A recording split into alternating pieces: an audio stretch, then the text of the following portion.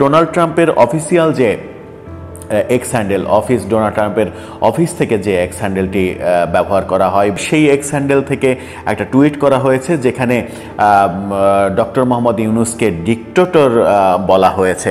সেখানে লেখা হয়েছে, he is Mohammad Yunus, new dictator of Bangladesh.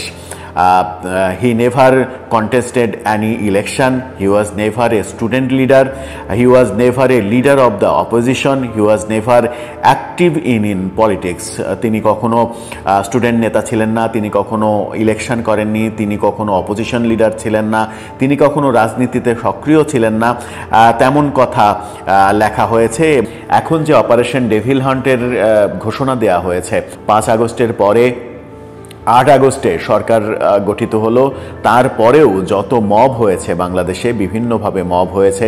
Dhaka বিশ্ববিদ্যালয়ে একজনকে পিটিয়ে হত্যা করার ঘটনা আমরা দেখেছি, জাহাঙ্গীরনগর বিশ্ববিদ্যালয়ে একজনকে পিটিয়ে হত্যার ঘটনা দেখেছি। ঢাকা বিশ্ববিদ্যালয়টা আরও বেশি করুণ, ভাত খাইয়ে তাকে আনুষ্ঠানিকভাবে পিটিয়ে মারা হয়েছে। এই যে একের পর এক মব চলেছে বাংলাদেশে, সেই মব 32 নম্বরের বাড়ি ভাঙার 5 ফেব্রুয়ারি যে মব আবার তৈরি হলো এবং সেটা সারা দেশে বিস্তৃত হলো। অনেকে বলছেন, বিশেষ করে আওয়ামীপন্থী অনেকে বলছেন যে অপারেশন ডেভিল হান্ট শুধুমাত্র ছাত্র সমন্বয়কদের বাঁচাতে, তাদেরকে খুশি করতেই এ ধরনের উদ্যোগ নেওয়া হয়েছে। কারণ হিসেবে তারা বলার চেষ্টা করছেন যে গাজীপুরে আকম মোজাম্মেলের বাড়িতে ছাত্ররা আক্রমণ করেছিল, ভাঙচুর করেছিল এবং সেটাকে বাধা না দিলে সেই বাড়ি তারা গুড়িয়ে দিত, বাড়িতে আগুন ধরিয়ে দিত। সেরকম পরিস্থিতিতে স্থানীয়রা এবং আওয়ামী লীগ নেতাকর্মীরা সেটাকে প্রতিরোধ করেছে। অথচ প্রতিরোধের বিরুদ্ধে অপারেশন শুরু হচ্ছে, কিন্তু যে হামলাটা হলো, যে মব সৃষ্টি করা হলো, সেই মবের বিরুদ্ধে একটি কথাও বলা হচ্ছে না, মবের বিরুদ্ধে আলোচনা করা হচ্ছে না। এমন আলোচনাও কিন্তু চারিদিকে শোনা যাচ্ছে।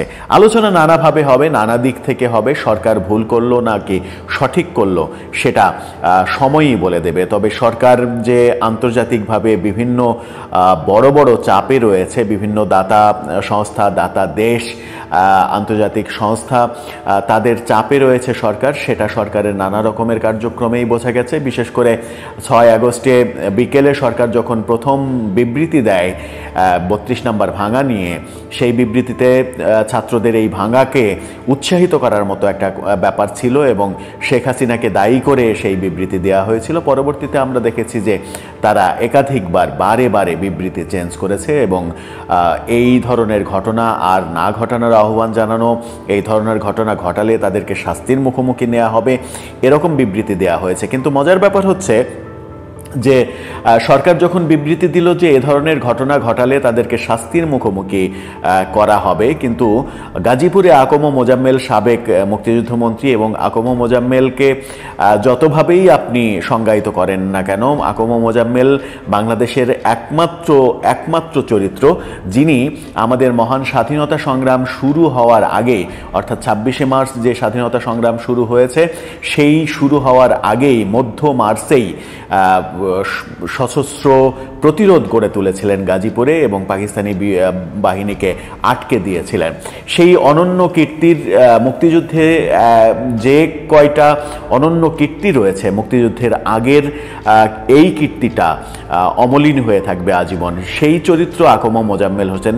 আওয়ামী লীগ সরকারে থাকার কারণে তার বিরুদ্ধে নানা রকমের সমালোচনা হতে পারে, কিন্তু একজন মুক্তিযোদ্ধা আকম মোজাম্মেল হোসেন, তাকে সেই সম্মানটুকু অন্তত দেওয়া উচিত বলে অনেকে মনে করেন। তার বাড়িতে যখন হামলা হলো তখন সেই হামলার ব্যাপারে সরকারের পক্ষ থেকে কোনো কিছুই বলা হলো না, যেখানে সরকার 5 ফেব্রুয়ারির হামলার পরে পরিবর্তিত বিবৃতিতে বলেছিল যে এই ধরনের ঘটনা আর যেন না ঘটানো হয় এবং এই ধরনের ঘটনা যারা ঘটাবে তাদের বিরুদ্ধে শাস্তিমূলক ব্যবস্থা করা হবে।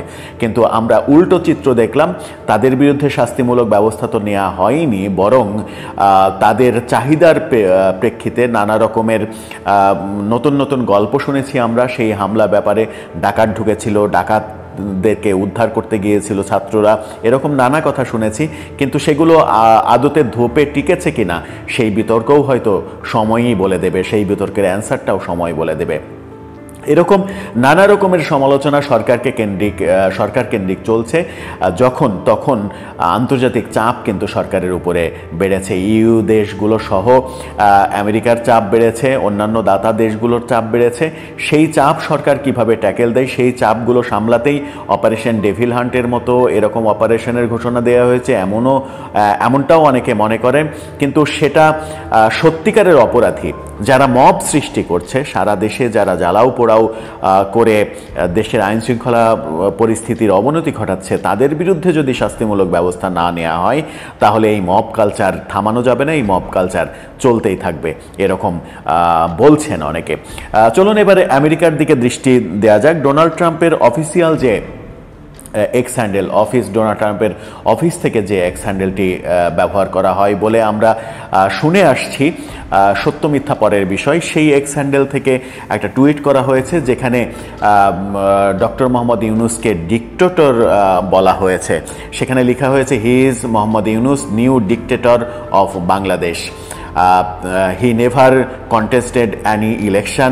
He was never a student leader. He was never a leader of the opposition. He was never active in politics.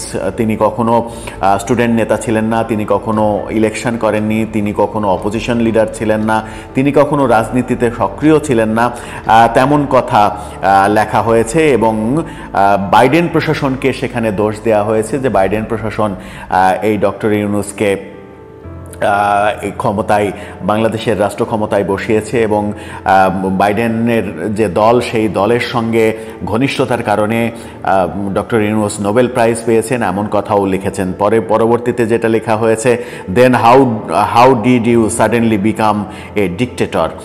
The Biden administration got him the Nobel prize and with the funding of George Soros condition of civil war were created in Bangladesh. The PM Sheikh Hasina's residence was attacked by miscreant and she was forced to leave the country. After this, Biden puppet was given the rule of Bangladesh, এমনভাবে লেখা হয়েছে। Doctor ইউনুসের প্রচণ্ড সমালোচনা করা হয়েছে, কিন্তু এই এক্স হ্যান্ডেলটি ডোনাল্ড ট্রাম্পের ব্যক্তিগত ব্যবহারের এক্স হ্যান্ডেল, বহুল আলোচিত এই এক্স হ্যান্ডেল। এখান থেকে নানাভাবেই ডক্টর ইউনুস সরকারের বিরুদ্ধে নানা রকম পোস্ট আমরা লক্ষ্য করেছি শেখ হাসিনার পক্ষে চলে গেছে, যেগুলো যদিও এটাও ভেরিফাইড এক্স হ্যান্ডেল, সেটা শেষ পর্যন্ত যতগুলো পোস্ট দেয় এই এক্স হ্যান্ডেলে, আমরা এখন পর্যন্ত যতগুলো পোস্ট দেখেছি সেই পোস্টগুলো সবগুলোই ডক্টর ইউনুস সরকারের বিপক্ষে চলে গেছে এবং এক ধরনের শেখ হাসিনার পক্ষে চলে গেছে।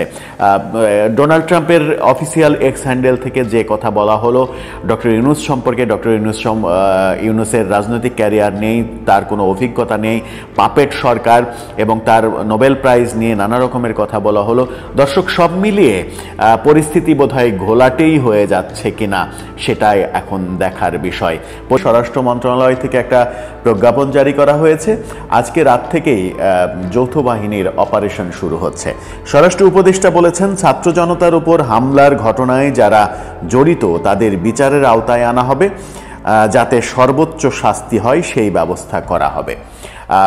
স্বরাষ্ট্র মন্ত্রণালয় থেকে যে প্রজ্ঞাপন দেওয়া হয়েছে, বিজ্ঞপ্তি দেওয়া হয়েছে, সেখানেও বলা হয়েছে যে গাজীপুরে ছাত্র জনতার উপরে হামলার ঘটনায় সরকার উদ্বিগ্ন, এরকম অনেক কথা বলা হয়েছে এবং দোষীদের, সন্ত্রাসীদের, ফ্যাসিস্ট আওয়ামী সন্ত্রাসীদের শায়েস্তা করার জন্যই আজকে রাতে যৌথ অভিযান শুরু হচ্ছে টাঙ্গাইল, গাজীপুর সহ সারা দেশে। গাজীপুরে তো শুরু হবেই, সারা দেশে শুরু হবে।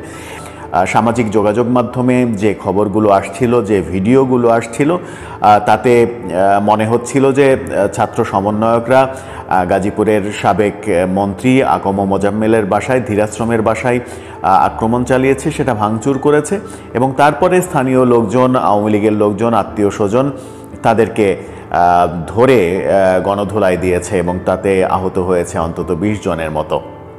ঢাকা মেডিকেলে 8 জন রয়েছে, তাদের মধ্যে একজন আইসিইউতে রয়েছে, তার অবস্থা বেশ খারাপ, এমনটাই ডাক্তার জানিয়েছেন।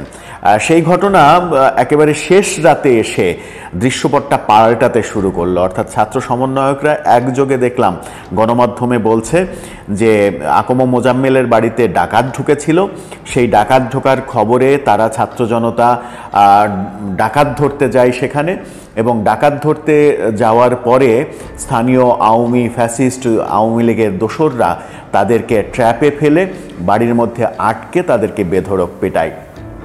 অর্থাৎ তারা আকম মোজাম্মেলের বাড়িতে আক্রমণ করেছিল, ভাঙচুর করেছে, এই ব্যাপারটা আর থাকেনি। আকম মোজাম্মেলের বাড়িতে ডাকাত পড়েছিল, এই ঘটনাটা নানাভাবে প্রচার করা শুরু হয়। তো আকম মোজাম্মেলের বাড়িতে যদি ডাকাত পড়ে থাকে তাহলে সেই ডাকাত উদ্ধারে আইনশৃঙ্খলা রক্ষাকারী বাহিনীর কি তৎপরতা, সেটাও একটা বড় বিষয়। পুলিশের মুখ থেকে শুনছি যে আওয়ামী লীগের দোসরদের শায়েস্তা করা হবে। গাজীপুরে জাহাঙ্গীর আলমের যে অডিও রেকর্ড ফাঁস হয়েছে তার পরিপ্রেক্ষিতে এই ঘটনা পরিকল্পিতভাবে ঘটানো হয়েছে, তাকে শায়েস্তা করা হবে, আওয়ামী লীগের লোকজনকে শায়েস্তা করা হবে।